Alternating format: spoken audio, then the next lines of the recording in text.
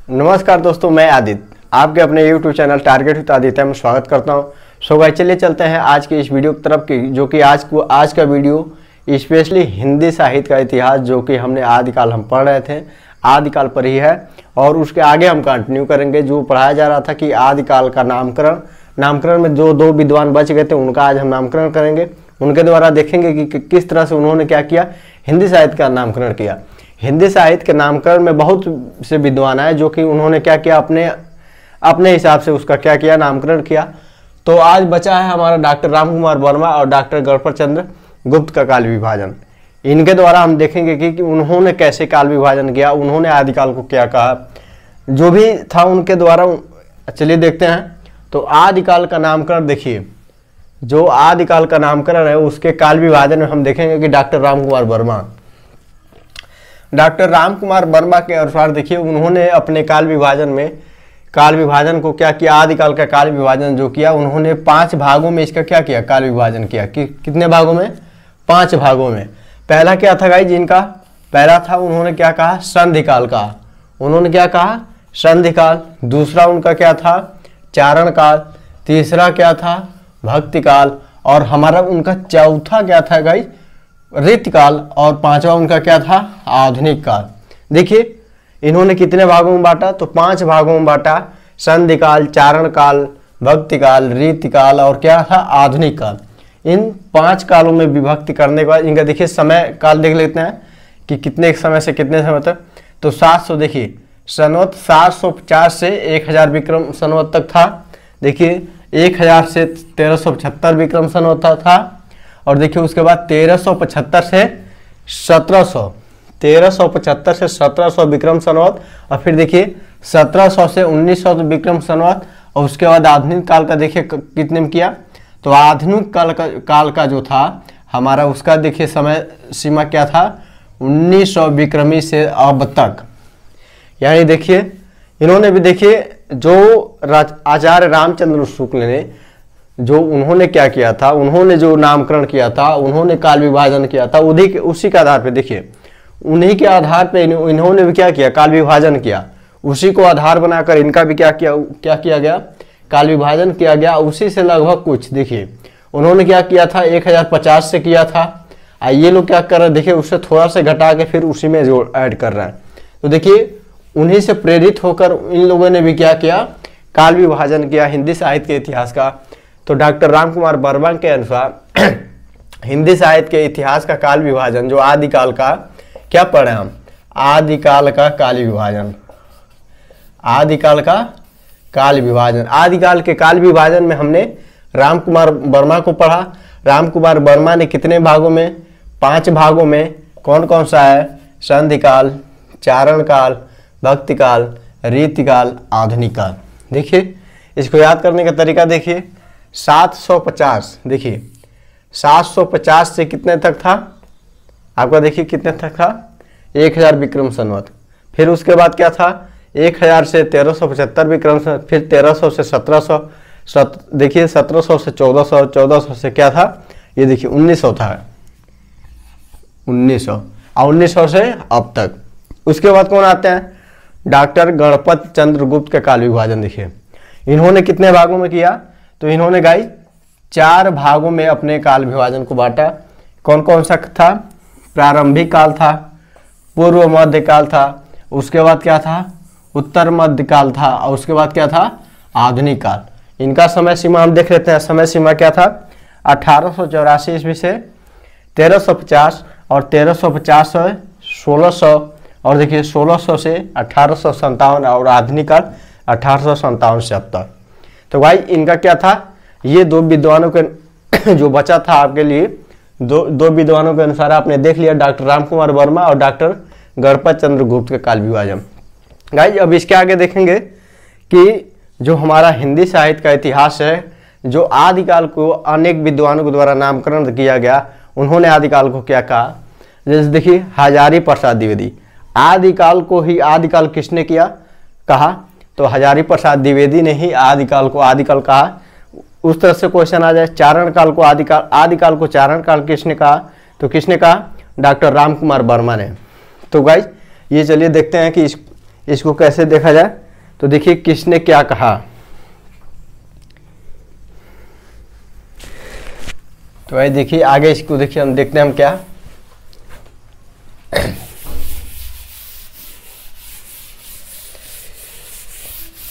तो इस काल विभाजन में देखिए कि चारण काल, पहले तो देखिए आदिकाल। आदिकाल को आदिकाल किसने कहा? आदिकाल को आदिकाल किसने कहा? तो डॉक्टर हजारी प्रसाद द्विवेदी। जो हजारी प्रसाद द्विवेदी थे ना, उन्होंने क्या कहा? आदिकाल को आदिकाल कहा। क्या कहा? आदिकाल को आदिकाल का। आदिकाल को वीर गाथा काल किसने कहा? वीर गाथा काल। तो ये कौन थे गाई? रामचंद्र शुक्ल। देखिए आदिकाल को वीर गाथा काल किसने कहा? तो रामचंद्र शुक्ल जी ने कहा। आदिकाल को वीर काल किसने कहा? वीर काल। तो ये कौन थे गाइज? वीर काल कहने वाले कौन थे? तो वीर काल कहने वाले हमारे कौन थे गाइज? तो ये आचार्य विश्वनाथ प्रसाद मिश्र थे। आचार्य विश्वनाथ प्रसाद मिश्र। देखिए आदिकाल को बीज वपन काल किसने कहा? बीज वपन, एक मिनट, आदिकाल को बीज वपन काल किसने कहा? तो ये कौन थे गाइस? महावीर प्रसाद द्विवेदी। महावीर प्रसाद द्विवेदी। देखिए आदिकाल को, देखिए आदिकाल को आदिकाल किसने कहा? तो हजारी प्रसाद द्विवेदी। आदिकाल को वीरगाथा काल किसने कहा? तो रामचंद्र शुक्ल। आदिकाल को वीर काल किसने कहा? तो विश्वनाथ प्रसाद मिश्र। आदिकाल को बीज वपन काल किसने कहा? तो महावीर प्रसाद द्विवेदी। देखिए आदिकाल को आरंभिक काल और प्रारंभिक काल। देखिए आदिकाल को प्रारंभिक काल, तो ये किसने कहा गाय? तो ये मिश्र बंधुओं ने कहा। किसने कहा? मिश्र बंधुओं ने कहा। आदिकाल को आरंभिक काल किसने कहा? तो आदिकाल को आरंभिक काल कहने वाले कौन थे गाय? तो आदिकाल को आरंभिक काल कहने वाले डॉक्टर गणपत चंद्र गुप्त थे। देखिए आदिकाल को आदिकाल कहने वाले हजारी प्रसाद द्विवेदी, वीरगाथा काल रामचंद्र शुक्ल, वीर काल विश्वनाथ प्रसाद मिश्र और बीज वपन काल महावीर प्रसाद द्विवेदी। प्रारंभिक काल मिश्र बंधु ने कहा और आरंभिक काल किसने कहा? डॉक्टर गणपत चंद्र गुप्त ने कहा। फिर देखिए अपभ्रंश काल किसने कहा? आदिकाल को अपभ्रंश काल किसने कहा? तो किसने कहा गए? तो ये धीरेन्द्र वर्मा ने। किसने कहा? धीरेन्द्र वर्मा जो थे, उन्होंने क्या कहा? आदिकाल को अपभ्रंश काल कहा। देखिए फिर देखिए आदिकाल को संधि काल या चारण काल किसने कहा? आदिकाल को संधि काल या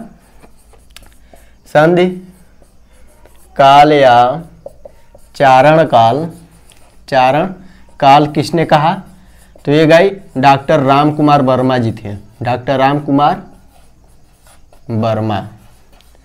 देखिए आदिकाल को सिद्ध सामंत काल किसने कहा? देखिए आदिकाल को सिद्ध सामंत काल किसने कहा? सिद्ध सामंत काल किसने कहा? तो डॉक्टर राहुल सांकृत्यायन।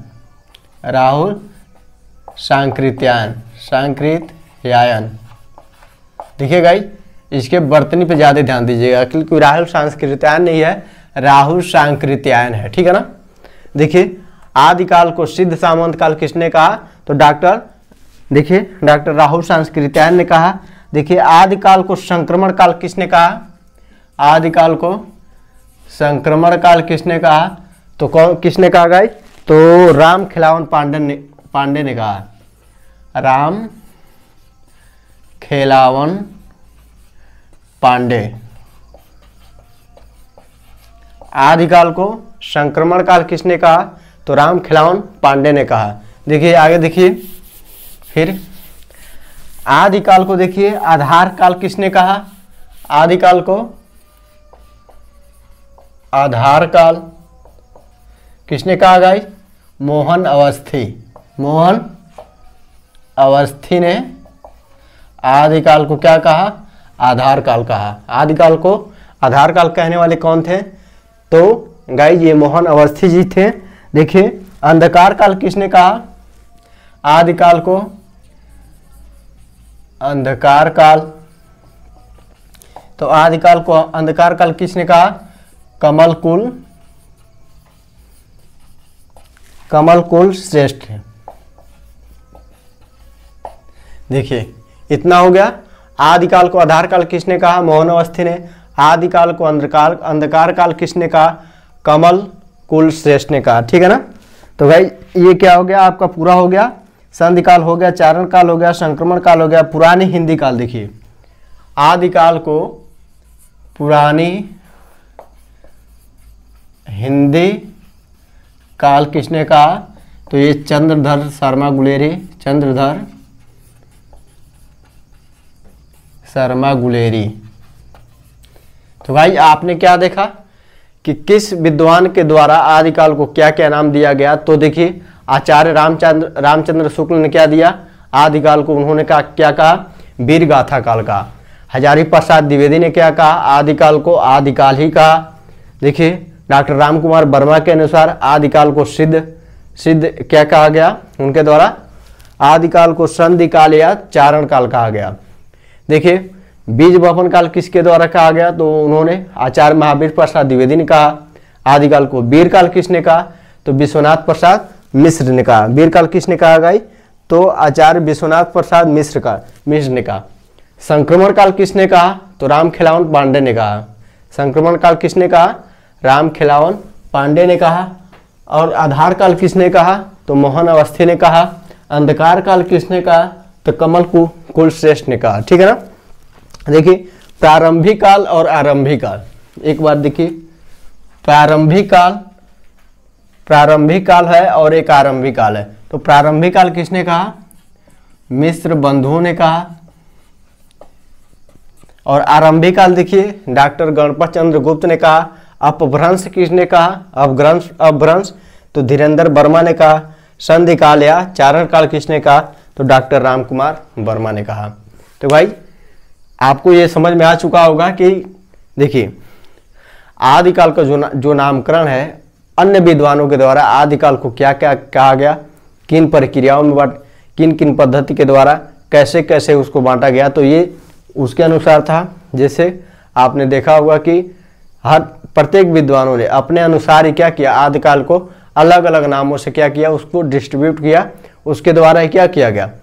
हम हिंदी साहित्य के इतिहास को देख रहे हैं, तो इसमें आगे क्या है, आज आपने क्या देखा, आज आपने देखा कि आदिकाल का नामकरण हम किसके द्वारा देखा गया, रामकुमार वर्मा के अनुसार और डॉक्टर गणपत चंद्र गुप्त के अनुसार।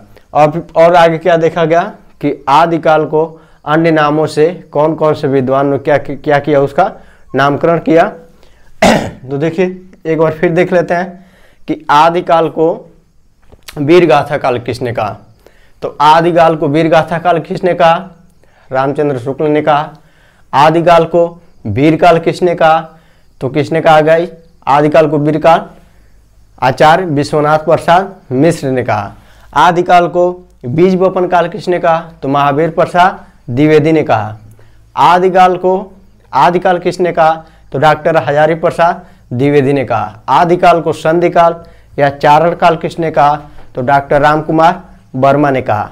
आदिकाल को आधार काल किसने कहा, तो मोहन अवस्थी ने कहा। आदिकाल को अंधकार काल किसने कहा, तो गाइस अंधकार काल किसने कहने वाले कौन थे, कमल कुल श्रेष्ठ थे। ठीक है ना। देखिए आदिकाल को संक्रमण काल किसने कहा, तो आदिकाल को संक्रमण काल राम खिलावन पांडे ने कहा। देखिए आदिकाल को अपभ्रंश काल किसने कहा, तो धीरेन्द्र वर्मा ने कहा। ठीक है ना। और आदिकाल को चारण काल किसने कहा, तो जॉर्ज ग्रियर्सन ने कहा। ठीक है ना। आदिकाल को आरंभिक काल किसने कहा, तो मिश्र बंधुओं ने। प्रारंभिक काल किसने कहा, तो डॉक्टर गणपत चंद्र गुप्त ने कहा। ठीक है ना भाई। तो यहाँ तक आपका ये क्या हो गया, आदिकाल का नामकरण यहाँ तक आपका क्या हो गया, समाप्त हो गया। कल आप क्या देखेंगे कि अपभ्रंश देखेंगे। अपभ्रंश साहित्य देखा जाएगा कि हिंदी साहित्य के इतिहास में अपभ्रंश साहित्य का उद्भव कहाँ से हुआ, उसका विकास क्या हुआ, उसकी विशेषताएं क्या हुई, उसके तहत कौन कौन से कवि आए, उनके द्वारा कौन कौन सी रचनाएं की गई, ये देखा जाएगा। तो गाइस उनकी रचनाओं पे ध्यान दिया जाएगा। और प्रत्येक देखिए प्रत्येक टॉपिक को आप बहुत अच्छे से गहन अध्ययन कीजिए, क्योंकि देखिए क्वेश्चन यहीं से आने वाले हैं। क्वेश्चन कहीं देखिए इसमें कहीं ये जनरल नॉलेज का तो पार्ट है नहीं कि क्वेश्चन कहीं और से बनेंगे। जितना बनना है क्वेश्चन यहीं से बनना है। अब ये बताइए आपके आदिकाल के नामकरण में कहाँ से क्वेश्चन बना दिया जाएगा? आप अंशाल उठा के देख लीजिए, प्रत्येक बार प्रश्न यहीं से आए हुए हैं और इससे बाहर कुछ नहीं आएगा। तो भाई चाहे आप यूपीएसआई की तैयारी कर रहे हो, चाहे टीजीटी की, चाहे पीजीटी की, चाहे केबीएस का, चाहे एमबीएस, चाहे DSSB, चाहे यूपी, चाहे यूपीपीसीएस, चाहे आप यूपीपीसीएल, किसी भी तैयारी के लिए आपके लिए उपलब्ध मैटर है, ठीक है ना। इससे आगे कुछ नहीं आना है। तो गाइज आप चैनल पे अगर जो नए हैं तो चैनल को सब्सक्राइब जरूर करें और लाइक जरूर करें, वीडियो को शेयर जरूर।